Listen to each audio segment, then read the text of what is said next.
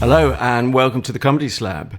And because of a certain illness going around at the moment, we've decided, myself and Shane, to work from home. So I'm working from home in North Kent, and we're umbilically linked via Skype, which is handy. Oh, what? And sorry, not that you've got to see it. No, feel free. Come in, please. The Midlands and Shane. I got it wrong again, didn't I? I'm actually I'm doing this from an old people's home. You didn't say whose home I was supposed to be doing it from. I thought your home was an old person's home by virtue of you being there. It is when I'm in, yes. The average age goes down when you go out. It's a doddery affair around there, I can tell you. That was a song, wasn't it? That Sly and the Family Stone. It's a doddery affair. That's what they do now when they go on tour, isn't it? This whole working from home. I keep seeing this on Twitter. People saying they're working from home. They go in, I'm working from home. I've finished painting the shed. You've got to watch it on social media, though, haven't you? Because there's no reason for your boss not to be looking at your social media output. Yeah, and somebody, I can't think who it was. Probably somebody famous. Probably Piers Morgan, I would have thought. Almost certainly. More than likely. Was tweeting about, all these people working from home now, I was surprised how little people did in offices. They're all going to get the sack. And I thought, you're a cheery soul, aren't you? Yeah. That's all your viewers you're talking about, mate. Unbelievable. I don't know if it was him, but, it was something like that. But yeah, they were just, and I just thought, I know it was. Julia hardly brewed it or something. Yeah. And she was saying when she was in the 90s, when she worked in an office as a temp, that she said, I was surprised how little. I worked in a government office once. I worked in it's all gone now actually, so I can say I worked in the valuation office for a temporary job. Valuing what? Well, it's like the government department, the valuation office. They value properties. It's the people who they used to calculate the rates. I don't know what they do now, if they do anything at all. They work out the rateable value of a property. Yeah, well, I suppose the equivalent is obviously council tax, but they don't get revised very often, do they? No. So I don't know whether it's still in existence. I mean, it's long moved from where it was in Broad Street in Birmingham.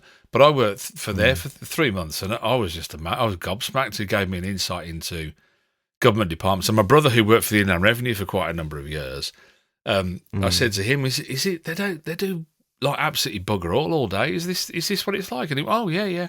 Yeah, he said, surprised it's taken them all day to do it. Normally, they're finished at lunchtime. Down the pub. So I don't know. I don't know. But right, well. It's to say, I know somebody who worked for the BBC and worked for commercial TV as well.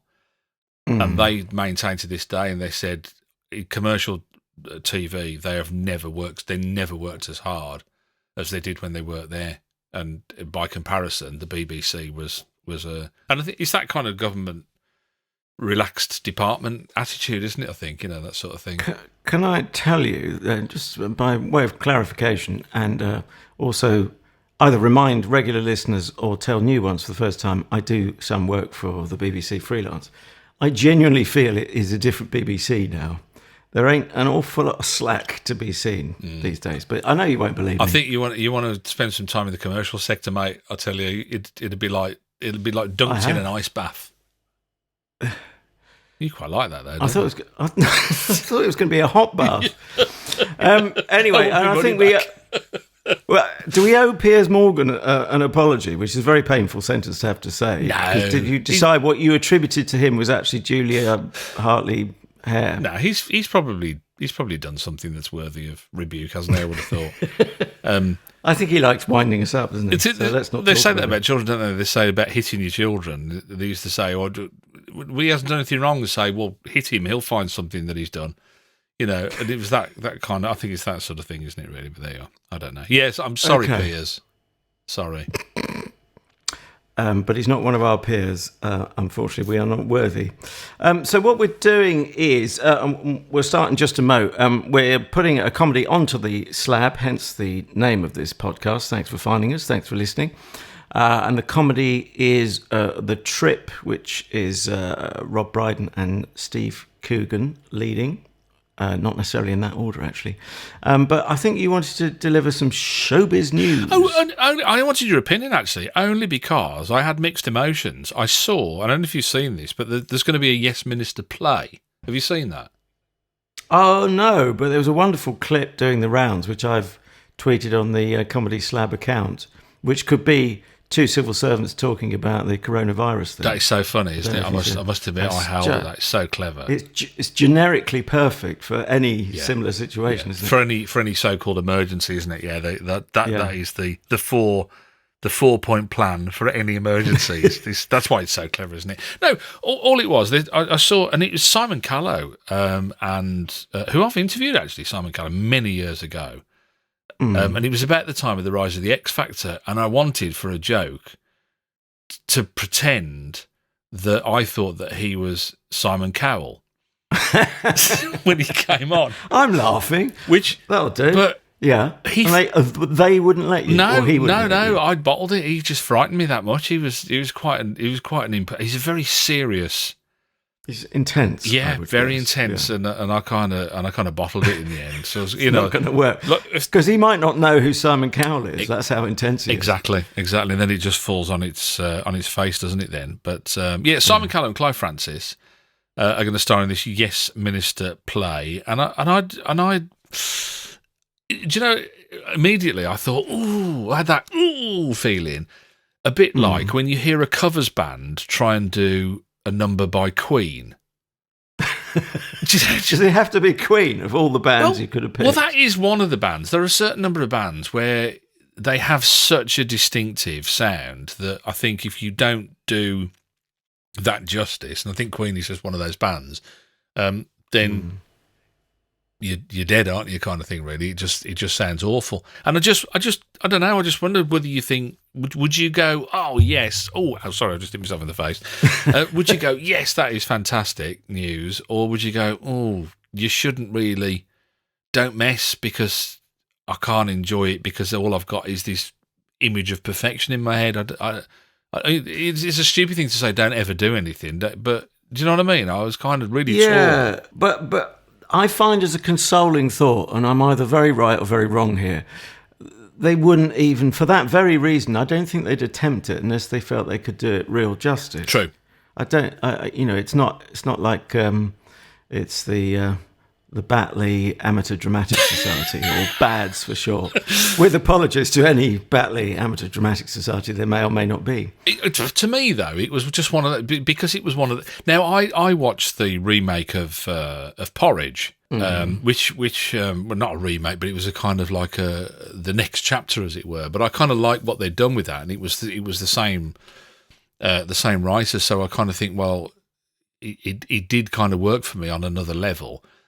But I don't know whether you can replace like for like, and that's what I had a bit of a moment. And it was only that. I wasn't thinking, oh no, it's sacrilege, they shouldn't do it or anything. But I just thought, I wonder whether you felt the same. Just tacking on the end of that very briefly, just before we start the slabbing for real on the trip. I was speaking to some friends who'd just seen the Upstart Crow West End play. Oh right, okay. And that's a different story, of course, because it's not the full cast you see on the TV, but you have got David Mitchell. Anyway, apparently they smash it. And it does sound like a riot. So, but that's obviously very different with a show that's fresh in the memory, and you've got some of the same cast. Yeah. Anyway, that sounds like that's going down like a treat, and of course a Ben Elton script. Anyway, we will get our surgical masks on for more than one reason, because we've got to operate on the patient that is the trip.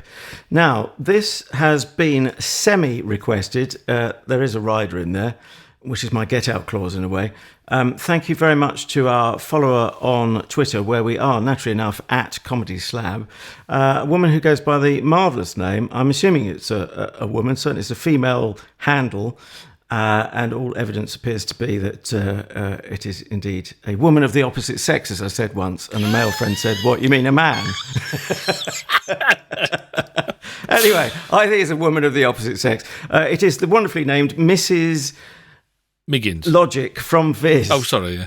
I had to think for a moment. And then, because I haven't read Viz since about 1986, I had to check out this character who wasn't in there in 1986.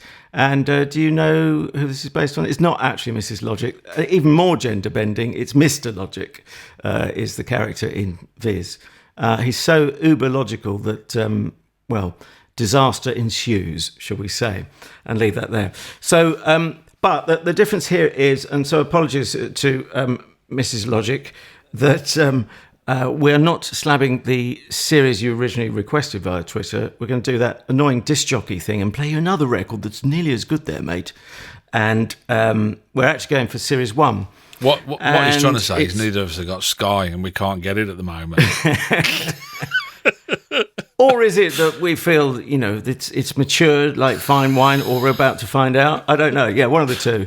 I thought of course you famously don't have subscriptions other than Audible. Is that right? Yeah, that's the only one I got. I did have Sky once upon a moon ago, and I just realised I wasn't watching any of it, and I just thought, this is just bonkers, really. So, yeah, it was off into the long grass. And the problem with Sky is there's so many add-ons, aren't there? If you have the basic package, you might as well not bother.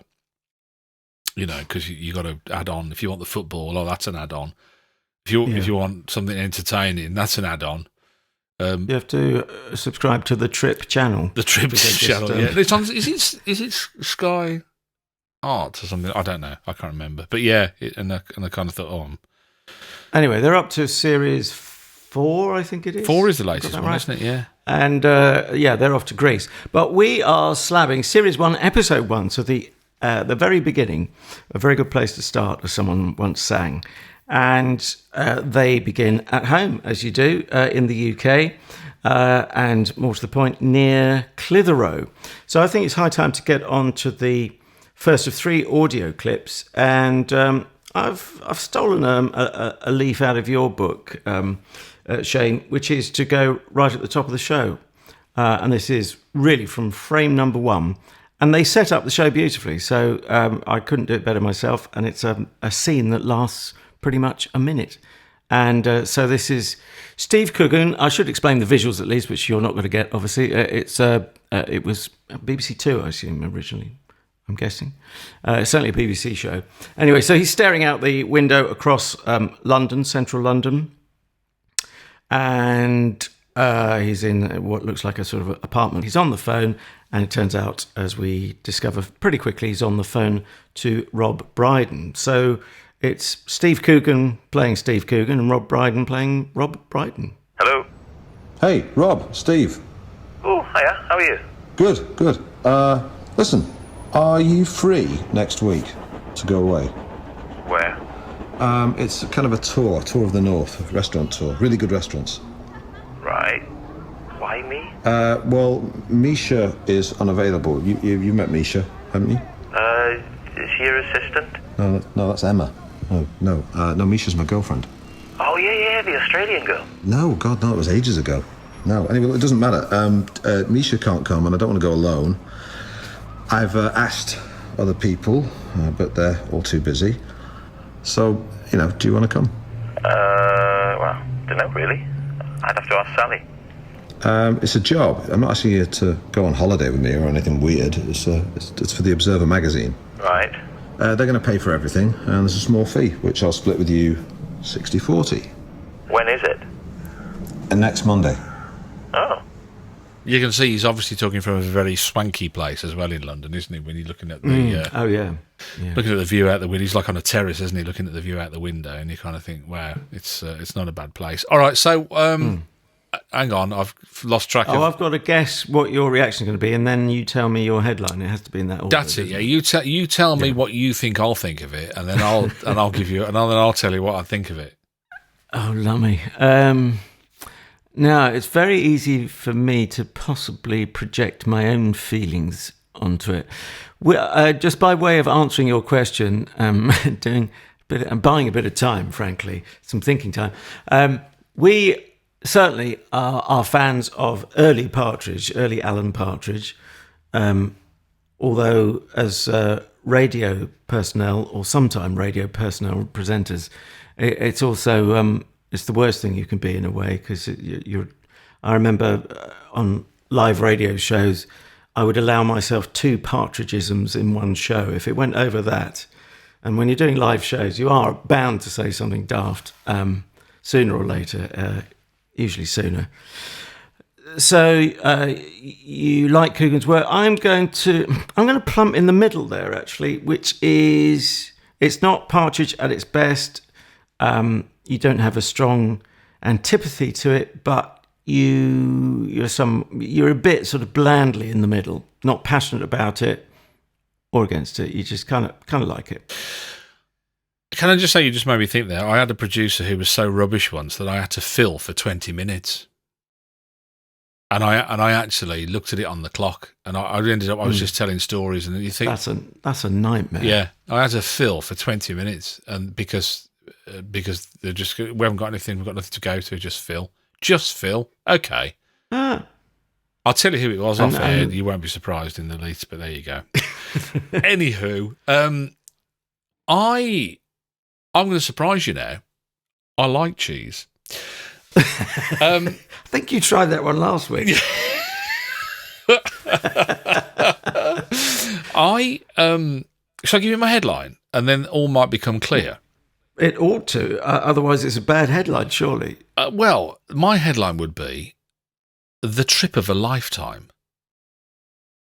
Yeah, are you being sarcastic? Well, you see, this is it. It doesn't become clearer, does it? Really, it's not a great help. I absolutely. Oh, here we go. Adore it. Oh, okay. Do you know what? I'd seen this, and I've only ever watched this once, and I think I've watched the first 3 series once, which is unusual for me because I do tend to have a kind of habit of like going through something. Oh, I'll watch that now. I'm feeling a bit fed up, or somebody's made me feel a bit fed up, and I think, oh, I'll watch something to cheer myself up a bit. Something in my mind has made me think, oh no, it's not a one that you're going to sit down. I was absolutely blown away by how much I enjoyed it. I really was, because, and we'll explain why as we go through. There's so many reasons, but because I just didn't remember it like that. And this has happened to me before. I don't know, I can't. I think Old Harry's Game was a similar one that we did a radio show a few episodes ago, which I'd heard before, and hadn't remembered as it was, and kind of really sort of enjoyed it. But the Andy Hamilton vehicle. Yeah, I for so many reasons, it gave me such a lift this week to watch this. I must admit, it was fab. What about you, as they say? I thought that was a play on words. The trip gave me a lift. That should have been your headline, sure. Oh yeah, well I thought Trip of a Lifetime was quite good. It's just you never know whether I'm being sarcastic. I do have this problem, don't I, where when I'm being sincere, people think I'm being sarcastic, and vice versa. Yeah. So tell me what you thought of it. I'm really interested.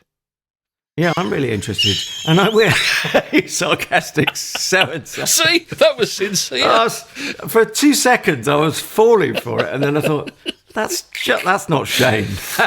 So, do you want to know or not? Because I now get the impression you're not remotely interested in my view. It's all about you, isn't it? I'm very interested. Oh, my God, look, it's gone again. Yeah. I think you need your sincerity ducts clearing out, Ducky. Well, here's the thing. I've gone through a similar journey. See what I did there? Not necessarily over years in the way you have, but between the first and the second viewing. Just a reminder for people who may have forgotten, or if you're new to the show, we take this seriously on your behalf. To some extent, we watch shows so you don't have to and listen to them. But no, actually, we'd prefer that you made your own mind up as well. But on the first viewing, I was actually sharpening my rapier wit, and then remembered I didn't have any. I was sharpening a sort of green biro after the first viewing, where I was really disappointed. Oh, wow. And mostly around the fact I did some reading around, and I thought, I'm pretty sure this has got to be ad-libbed, or certainly the stuff at the table when they're eating. So the premise is, as you've gathered, they're doing food reviews around the country, around the Lake District, as it turns out, and Clitheroe first, for the Observer magazine. And then I thought, well, I'll look out for a writing credit at the end. And if there isn't one, that would be a clue that bit could be ad-libbed. And there isn't a writer's credit, but if you dig into something like imdb.com, Internet Movie Database, they are down, not altogether surprisingly, Rob Brydon and Steve Coogan as joint writers, but in brackets, uncredited. Let's just pause there for a sec. How much do you think is ad-libbed? I kind of get the impression that they outline scenes. Now bear in mind the background of this as well. Rob Brydon had previously done a series called Marion and Jeff. I think that was before the trip, wasn't it, Marion and Jeff?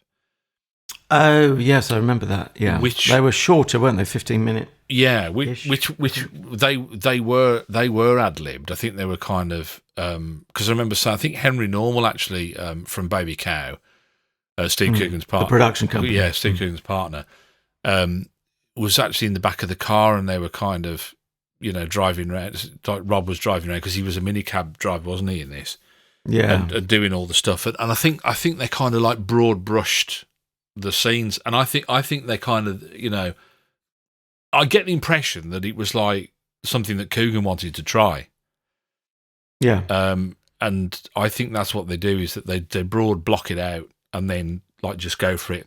And I'd like to see the rushes from this. I wonder how much there was actually they filmed in order to get what they used. And I would suspect it'd be quite a lot, wouldn't it, really? And I think I kind of got the impression as well that they kind of go back over, let's do that again, and I'll say this and you say that, and kind of writing it on the hoof. Is that how you saw it, or? Well, there's a lot of over-talking when they're at the table, so that's where I think the main bulk of ad-libbing is. You see, I love that. And then, I really love that. Did you talk over me then? I think I did, just to prove a point. I do. Well, it's not in the script, mate. It doesn't say... After you, darling. I do. I love it. I love that because it provides a level of realism that it's like nobody ever sneezes, do they? In dramas, nobody ever just goes, "Yeah." Oh, sorry. Oh, so sorry about that. It just you shouldn't catch that via Skype because they would just reshoot that and yeah, I don't know. I love that talking over. I love that. I think the realism in the dialogue is just exquisite. But there is one sequence, one shot to be precise, where Mr. Coogan trips, forgive the pun, not once but twice on his words. That's he's on shot for one particular shot for 5 seconds or 10 seconds. That annoyed me because I thought, well, he must have had to throw away the perfectionism that I associate with Steve Coogan. And anyone who's seen Alan Partridge, whatever you feel about the character, I think you can get the sense of the hard work he puts into it. Yeah. I think. I also got the feeling that he had to, in a way, because you're right. I mean, the impression that he gives when he's interviewed as Steve Coogan is that obviously he takes his work very seriously. There's a bit of vanity there as well. He's because he's a good-looking young guy, and he likes relationships and all that kind of stuff. So there's that kind of thing. But I would feel that he would have to kind of in his own mind make this Steve Coogan a character in order to. I mean, right in that first clip that you chose there, and there's a small fee which I'll split with you, 60-40. He doesn't portray himself as a nice guy, does he? In all of this, no. You come away after the half-hour episode thinking, "Oh, he's rotten to Rob." Poor old Rob is downtrodden and browbeaten. Oh, well, that's interesting. I just think they're equally rotten to each other. But let me just finish my point very quickly, and then we must get on our second audio clip, which is that somehow, and I'm not entirely sure how it happened, but from the first viewing to the second viewing was quite a big chunk. I didn't laugh once in the first viewing. Second time, not big belly laughs, but I don't think it's that kind of show. No. It's back to my new genre, the Lacey named genre of a smile com. And because, of course, this is all post The Office and there's no audience, clearly no studio audience because we're not even in the studio. It's all on location. Yeah, I think without exception. Anyway, so that's interesting. Why I changed, but I was ready to lay into it and to be quite annoyed, really, that two comedy titans, I think it might be fair to call them. They won't be to everyone's taste, but then no one comedian is. But that there was, unusually for them, who have the most massive work ethic, that this was a little bit lazy because of, guys swapping impersonations. Anyway, that's a good point to come into clip number 2. So you gathered Misha's Steve's girlfriend, or is she? Is it on? Is it off? Well, it's on and off indeed throughout the show, it would seem. Eventually they speak over a transatlantic phone line, but that's not what we're going to hear now. We're going to hear a bit at the table. So this is kind of typical tabletop talking. And Steve is just explaining why... it's actually, sorry, what it's come from is that Steve's just had a bit of tomato soup. So dinner's arrived, or started to arrive, and he said, it's tomato-y. And then Rob Brydon's kind of saying, well, what are you doing this gig for? Because that's not really your thing, is it, being a culinary expert? And this is Steve's reply. Look, the reason I was doing this trip was to bring Misha along. She's passionate about food. She loves food. She's the food buff. She's the food. The she's a very confident foodie, and I thought she could help me. And I wanted to show Misha the north. Show her a piece of me. You're from Manchester. You could take her around and show her the gun crime sites. I'm from the north. The north has an identity of itself. Yeah, not Manchester. I'm not the same way the Wales does. I think it does. I think if the North the North could be a different country. It has as much of an identity as Wales. Are you seriously saying that you think the north of England has a stronger identity than Wales? Yeah, yes. Get a chicken and a sea bass for table 32, please. Industrial Revolution, the very first railway in the world in Manchester, which revolutionised the world, probably more than anything else in the last 200 years. Richard Burton. What a piece of work is man, from being House President Admiral and nationality names and applications like God. Anthony Hopkins. I want a room with a view. I want to see a tree. I think anyone over 40 who amuses themselves by doing impressions needs to take a long, hard look in the mirror. I got to say, when he ordered the soup, I thought of you instantly, because the soup of the day, it was Thursday joke sprung to mind straight away.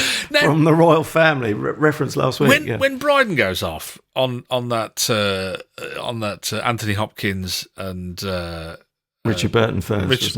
Richard Burton and then Anthony Hopkins. I mean, I did, and I laughed out loud again. Then, I mean, it's just I heard it. Yeah, there's something about. I've interviewed Rob Brydon again a while ago.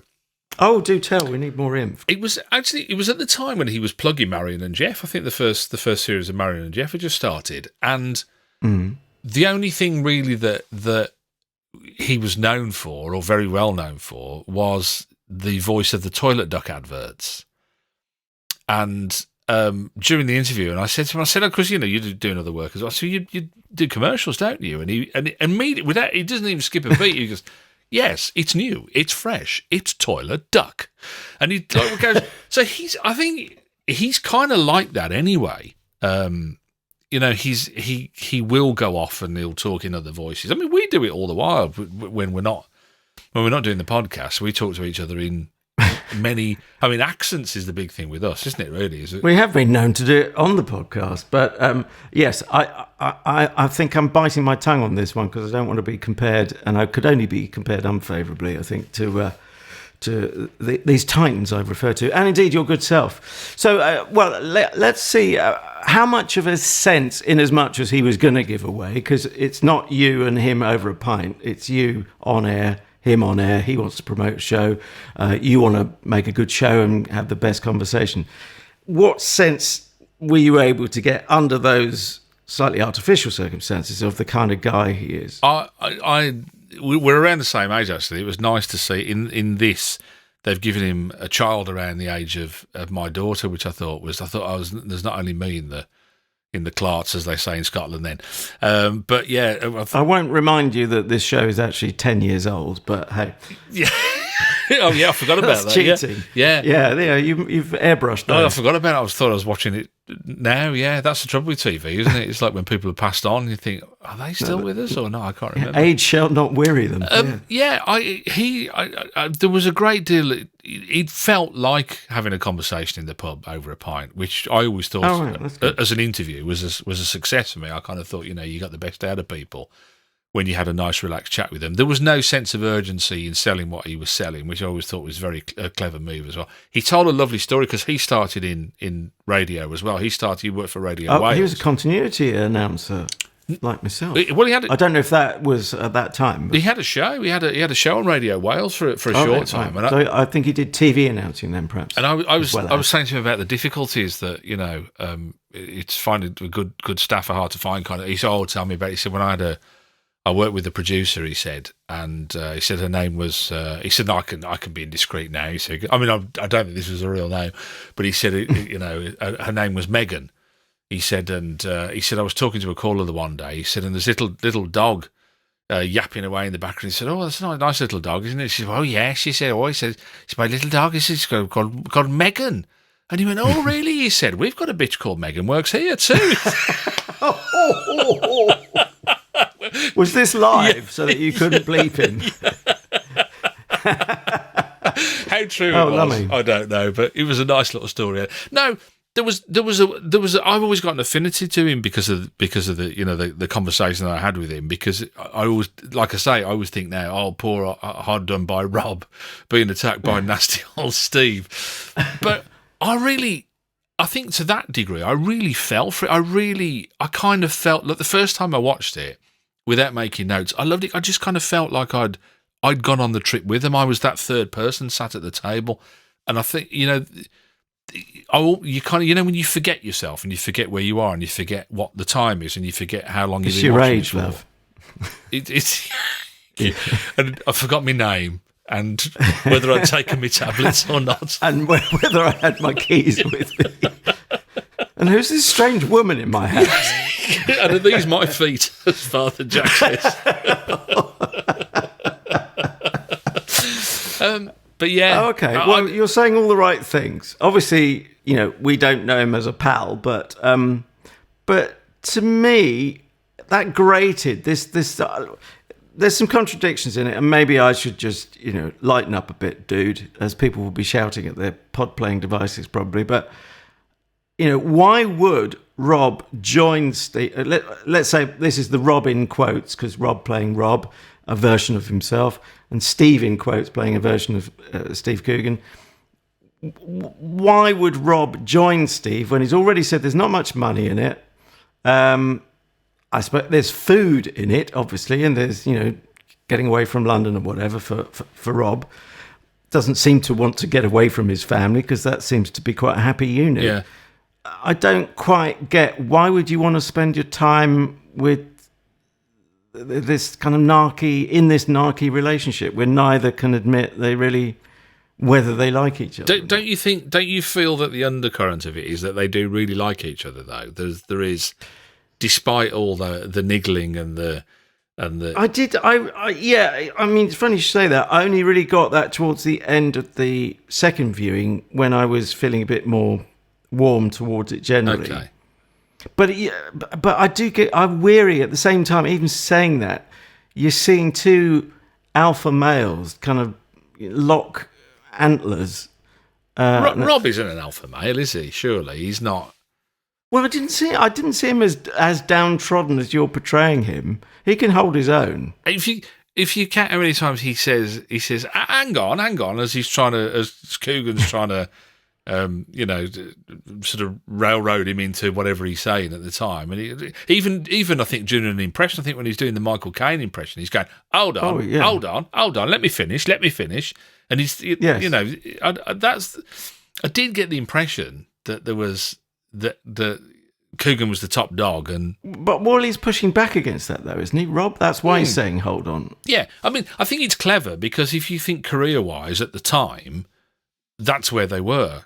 I mean, by this time, Coogan had done Partridge and Saxondale, and he'd done movies, and He wanted to do more movies, and there's little flashes of reality that just, to me, are the glue in between that kind of make it even, because you sit there and you're thinking, oh, is that reality, or is that, have they made that is a fascinating question. Yeah, I know it's a very obvious one, and people are always asking, if someone writes a book, how much of this is you, how much is your story. And so it's almost a pub bore question, but I'm obviously a pub bore when it comes to that question. And I do find it interesting. Just before I forget, there's a team of production companies all vying for credit for this. You've mentioned Baby Cow. Let's do the story very quickly. You know why it's called Baby Cow. I think we've probably mentioned this before. Because it's Paul Calf, isn't it? Or Pauline Calf. Pauline Calf, yeah. I always like Paul Calf better than Pauline Calf. I did students. Effing students, I think. As he was drawing on a cigarette. So, that's... One of my favourite lines in the Paul Calf thing was he's sitting having his breakfast one morning, and somebody comes in. One of the I think it's his ex-girlfriend comes in. She goes, "You got a job yet, Paul?" He goes, "Yeah, I'm a food taster for Sugar Puffs." I love that. I hadn't heard that. That's a lovely one. Sharp. Anyway, there's also Revolution Films. Does that ring any bells for you? That is actually, I think that was a company that Rob Brydon was. Oh no! I tell you, actually, I made a quick note here just because I knew you'd ask this question. You're so predictable. Have you? Well, you're predictable in that you've done the research. It was actually Michael Winterbottom's company. That is. Oh, no, he's the director. Yes. Yeah. Yeah. Then RB. Now, you obviously worked out. Took me a moment, but... Yeah, that's Rob Brydon's. Why is it called RB? It's... No, I don't know. Go on. RB. Oh, RB, Rob Brydon, yeah. Rob Brydon, yeah. Indeed. Yeah. And then commissioned by the BBC. So and also, you missed one out later, it was also Small Man Productions as well for Sky, which is also a Rob Brydon company. And I don't know if you know, because his biography is... Because he does this impression of a small man in a box. Have you heard that? Matt, yeah. Did he do that in your interview? No, it was before that. I didn't see him before. He used to do that as part of his repertoire. But yeah, Small Man Productions as well. When they moved over to Sky, that was another company that was involved. So they've had a few, haven't they?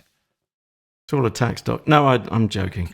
Right, on to our third and final clip, and then we've got to reach some kind of resolution in terms of marking it out of 5 each. A reference here to what? Why is that of itself funny? No, it wasn't. I was just looking through my notes, and I just saw a line that when it turns out they've got a double bed in the room. Yeah, and Rob Brydon says to Steve Coogan, he's going, "What do you think will happen?" He said, "What's going to happen?" Steve Coogan says, "You might touch my bottom." And I've written it in my notes. You might touch my bottom. Yeah, let's hope no one finds your notes out of context. Millard, I'd like to bring Exhibition B to your attention. My love. Exhibit A. Yeah, my love. Anyway, away from the courtroom, the reference here to honing your brush is to children's well-loved foxy puppet character, Basil Brush. And that's just as Steve goes outside, because it turns out you can't get a mobile phone signal inside, and he needs to talk to his agent. So he leaves. There's a brief bit. I'm having to fill in the visuals for you, dear listener.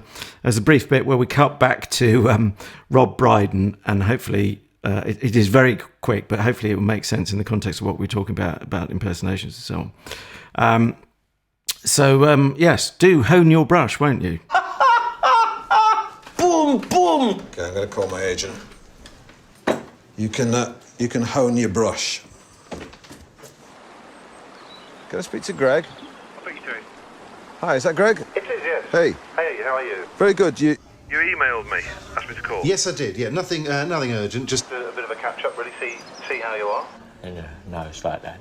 Through the nose. Through the nose. Martin, through the nose. Can you hear me, Greg?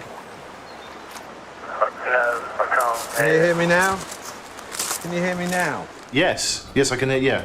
Okay, I'll stay here. What else? Right, Doctor Who. Oh, Doctor Who. Very keen again. What is it? The baddie? Yeah. I don't want to do British TV. Well, I mean, all you just need one film, Steve, and that will propel you. I've done 10. You need the right film. Sorry, will you go 42 or table forward for me? You see, you've got a huge amount of momentum behind you. Yeah, you get momentum when you're going downhill. Well, yes, but I want to be in films. Good films. And just so real. I mean, I just think it is so authentic. I do love the cutaways when he's going back. Rob Brydon's wrestling with himself now about Through the nose. about how good Michael Caine. They've had this kind of duel, haven't they, across the table about like both doing their Michael Caines, and I started explaining it to my wife and saying that Michael Caine, through all the cigars and the brandy over the years, he now talks like. And you just think, yeah, he does actually. When he's in the Batman films, that's exactly how he's been. But you don't, because Michael Caine is a kind of staple, isn't he, of impressionists in a way. Yeah. And they all get it. In fact, he tells a story in his book about that, about people. He said it just gets bigger and bigger. He said every time I see, he said, they go, "Hello, my name is Michael Caine." He's going, and I've never talked like that in my entire life. Yes. Michael Caine says he can't impersonate himself the way people do. Yeah. It's fabulous. But it's long since left him, hasn't it? Yes. It's gone into the stratosphere of impersonations. I thought it was nice little appearance by Justin Edwards as Steve's UK agent. Do you know, I looked at his career so far, and he has got an epic CV. When you look at the things, he's like very often a supporting actor, isn't he? But such a good one. Gosh, I didn't realise he was in 1917, which has been festooned with Oscars recently. Yeah, I mean, he just pops up all over the place. And I mean, the big one that I've known him for recently, of course, he was in the thick of it, wasn't he? Yeah. And I think he played was he one of the incoming MPs? I think I don't know. I think a hapless MP, if I remember correctly. Yeah, he got absolutely slaughtered by Malcolm Tucker, didn't he? So as most people did in that show. Oh yes.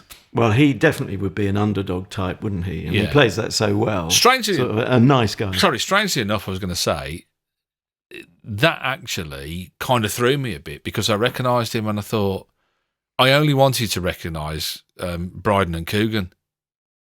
I didn't really want to recognise anybody else because it kind of it burst the bubble for me. Right, that's interesting. Yes, because they are playing themselves, and so if you see another actor you recognise, you think, are they playing themselves? And maybe that's why it doesn't work so well. Yeah, that didn't trouble me. The other thing that troubled me a bit was that the lady at the hotel, who Steve Coogan was coming on to a bit, didn't know who he was, and I kind of thought, Is that? I wondered whether she was playing that or just being so professional that there's a sort of level of celebrity in a posh hotel where you have to pretend they're kind of above celebrity almost in a very odd way, right, and that you're not recognised. I don't know. I could live with that. But did you notice her character name? Magda. She's from Poland. Yes. Yeah. What's that remind you of? I did think, is that do you have to be called Magda if you come from Poland? I don't know, but certainly true in Lead Balloon, which came first. They're around about the same time, weren't they? Yeah, very similar. I wouldn't like to call that one really. No, I think. Do you know there are flashes of Partridge that leak through from, and of course it would because the wine tasting. Did you notice that? A sort of reference to the Foxtrot restaurant. Yeah, the shooting. They were doing impressions of guns with silencers, which I did laugh second time through, of course. At that, yeah. No, it'd be more like this. And if it goes into the skin, it's. I think there might be a scream as well, actually, if it goes into the flesh. But hey, again, you have to see the show. Again, oddly, that doesn't ruin it, doesn't it? When you see glimpses of Partridge, because you kind of you feel that you would anyway. Well, I think it's a knowing nod, and reasonably subtle. Not so subtle. I mean, if I got it, it can't be that subtle. But it wasn't too much in your face. I thought it was, and of course, if you don't know the Partridge reference, then it's seamless. It's part of the story, and it doesn't stick out like a sore thumb. What about the just being the two of them? I mean, I know there were cutaways to the kitchen. The only other real character in there were Greggy's agent that we just saw then, his girlfriend, and Magda, who worked in the hotel. That was kind of it, wasn't there? There's only 5 of them, I think, wasn't there? Really in the cast. I think so, and a lot of what appeared to be maybe a more senior clientele at the hotel. That was a bit odd, actually. There was a cutaway to that after they'd got really loud, either talking about Michael Caine or one of their characters. They cut away, and there's no reaction whatsoever from the people. That wasn't believable. That looked like he'd been shot on another day, didn't it? Yeah. I just put that in my notes as well. That ruined it a bit for me. I thought, because I got the impression that like the scenes in the kitchen when they were preparing the food were the real staff. It looked that way, and you almost got that sense that when someone who's not used to being on camera knows they're on camera, you get that half smile where I'm acting normally. Hello. Yeah. Sort of thing. Yeah. That bit of a shame, but I think that probably made the budget go a bit further. Yeah, I mean, being talking about the camera work and the shots as well. I forgot to mention near the start where they're approaching the sort of rural countryside. There were some lovely long shots of their car coming through, and and it's his beautiful countryside, of course. And they were gorgeous shots as well. I mean, like painstaking shots as well. They'd obviously taken a bit of time to set those up, and I thought that kind of paid off for me as well, because it set the pace. I mean, that was the other thing I quite liked about it. It was a nice pace. It didn't feel like they were rushing through it. It felt. Isn't there a thing about voyeurism? You might have a thing about that. Don't lump me in, mate. Is this group therapy tonight? I didn't. Well, I'm looking at you on camera, but unfortunately, our listeners are spared this indignity. The only reason I ask is that I mean, it's a very. There was almost like I thought. Actually, this is very similar in concept, except theirs is set up and staged. So what we're doing here, I mean, if people listen to this podcast, they're listening to just two guys talking about, their views on comedy shows. I mean, it's kind of like in the scheme of things, it's almost valueless, isn't it? Really, and some weeks charming. It's worthless, but might be to you, Dan. It means all the lot to me. Do you know what I mean? Though, but there is a voyeurism aspect to what we're doing here. And I just wonder whether there's there was a project I wanted to do. I won't mention what it was because I still want to do it. It's getting worse by the minute, dear listener. And this was that was like kind of based on our love of eavesdropping. I thought you'd say our love for each other, darling. Is that the subtext here, that we appear to hate each other? I can't stand most of your views. I can't stand you viewing me. That's the real problem. And you might touch my bottom. That's the real worry. But anyway, why do you think I'm self-isolating? Anyway, concentrate. I thought of something else I wanted to say there. Now it's gone. Damn it! You haven't answered any of my questions. I asked you no, because I don't understand them. Frankly, I don't understand. Oh no, I know what I was going to say. Yeah. There was a good contrast, and we have touched on this at the beginning. But it's us. Funnily enough, you're a family man. I'm a separated man. Yeah. Difference being, I haven't even got the kids. My life's even more miserable than the Steve Coogan version of Steve Coogan. You do kind of get the impression that he's searching for something that he hasn't found, and he's not happy in the life that he's. I mean, there was a lot of subtext that you and this is where I think the writing is very clever. But then, if it's written down, yeah, but I think it's even more clever if you've done it in an improvisational way. I think it must be harder to pull a strand of subtext through 30 minutes. It's either you're really lucky, you're really good, or it's really well edited. It's one of those three, isn't it? Really, don't you think? Or it could be. Could it be a mix of those? I guess it could be. I'll need to go away and think about that. Yeah. Yeah, and I was going to do a quick plug because I have some experience of directing ad libre. If anyone wants to go to my solo project, londonpodcast.net, my latest work going forward, That was built actually around. I've lost Shane now. He hates it when I promote myself. No, I don't. No, I'm just thinking I must get myself a solo project. I feel. Well, you've just referenced something which I felt I was excluded from. So that's the hurt. It was a thought. I can't send you everything. Well, write it down. I try and WhatsApp you most of them, but I can't do all of them. Yeah, and in the middle of the night as well, which is a bit spooky when you're being voyeuristic. I just don't get it. I can't do all of maybe them. Your marriage isn't as maybe your marriage isn't as happy as it appears. But anyway, all I was going to say was concentrate and calm down. Calm down. Is that I find this process fascinating, but boy, did I pay for it in the edit, because the hours I put into the edit, I won't say it was solid 3 weeks, but it was the main thing I was doing a few hours a day over 3 weeks. That is time, arguably, I could have been writing a script and saying, could you read these words, please, dear actors? But they're fabulous at ad-libbing. That's why I get away with it. And the problem is, then the better they are at it, the more you want to keep, and the more, and then you're trying to, and it's not like editing on the page, is it? You don't see it. No. As an entity, as an entire page of dialogue. That's the difficulty with it. I know. I accept that. I don't just the main. Don't answer the other questions. Then the main question then the voyeurism one. Yeah, isn't there is something to be said about people like listening in.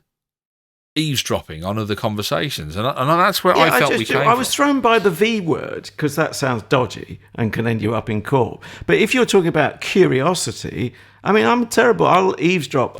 When I pass people while I'm out running, I'll take one ear off of my headphones, which are ear-splitting volume listening to music, just as I pass them, just in case. I mean, it's partly sometimes because they're friendly folk around here. They'll say hi, morning, whatever, evening, as appropriate. But they also, I want to hear their conversations. Right. And you only get about half a second as you pass them at blisteringly high speed. So I think you might be overthinking it in that it's just, to me, it's being human, isn't it? Just being interested in other people. Yeah, being a little bit nosy sometimes. Yeah, like I say, I'll go back to one of my initial comments at the start. I did feel like I was on the trip with them, and I really... Which is what you... Yeah, that means it's absorbing. That's good. I really enjoyed it. I really did. I kind of wanted to be there with them in the way, and... Well, I was going to look at prices for rooms at the Inn at Whitewell, which has its own website. Of course, it is the genuine place. I imagine they were very canny there. You're not going to refuse... being a location, even if you have to shut a few rooms for a couple of days for the film crew.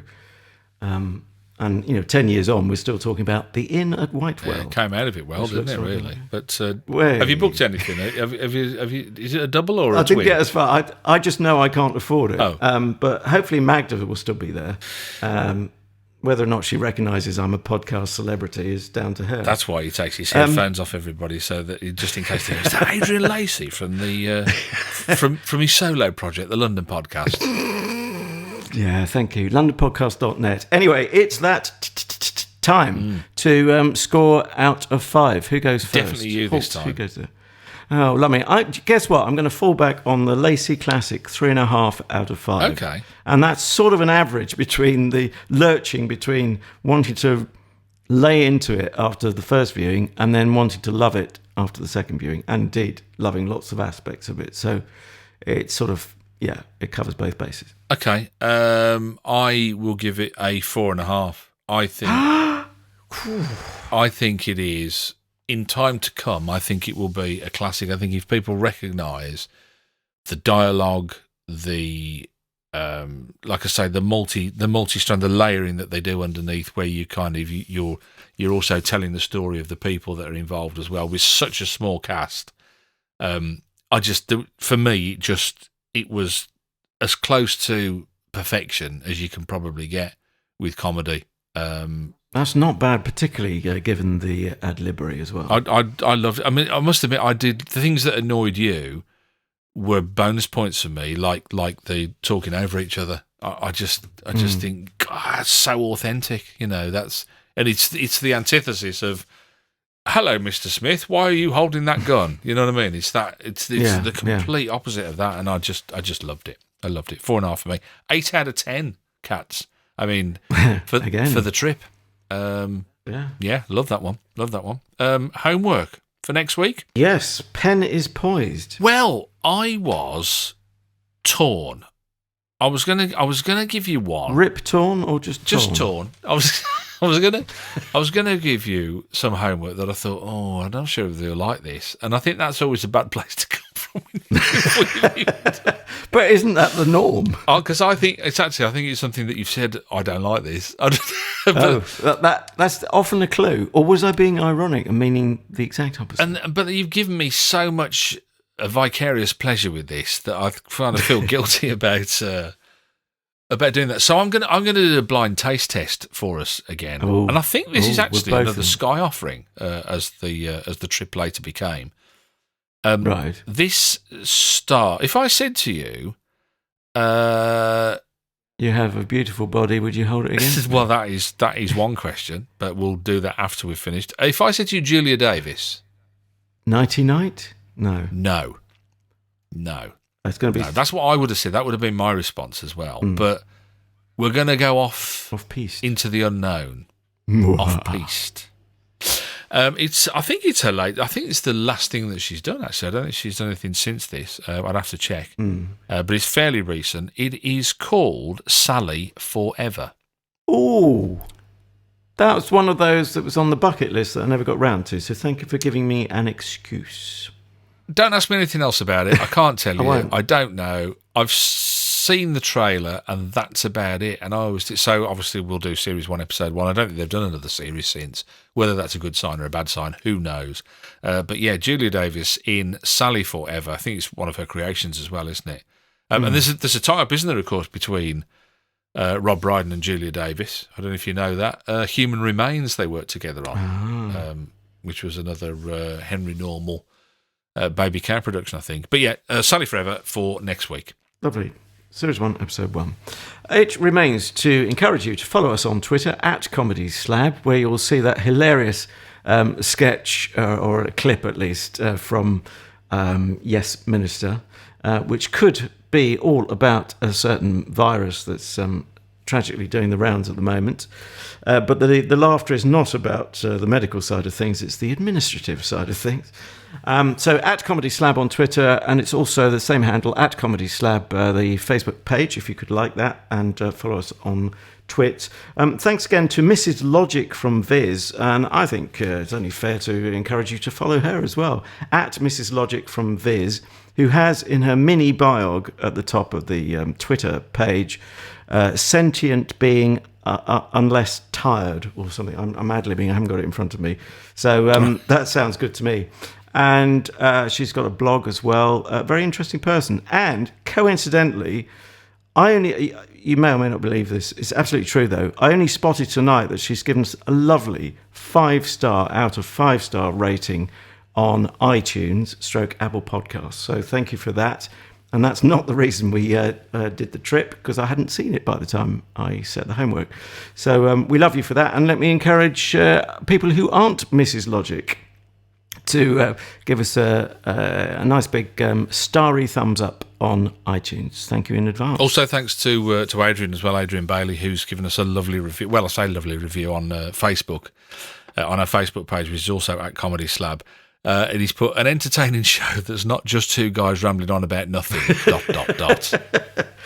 Is that what you call a backhanded compliment? I'll take it anyway. Is that irony or sarcasm? I never know the difference between the two. But Adrian, thank you very much for taking the time. We do appreciate that. Don't forget, if you want to catch up with back episodes of the Comedy Slab, maybe you're going off on holiday, take us with you, because we could do with the rest.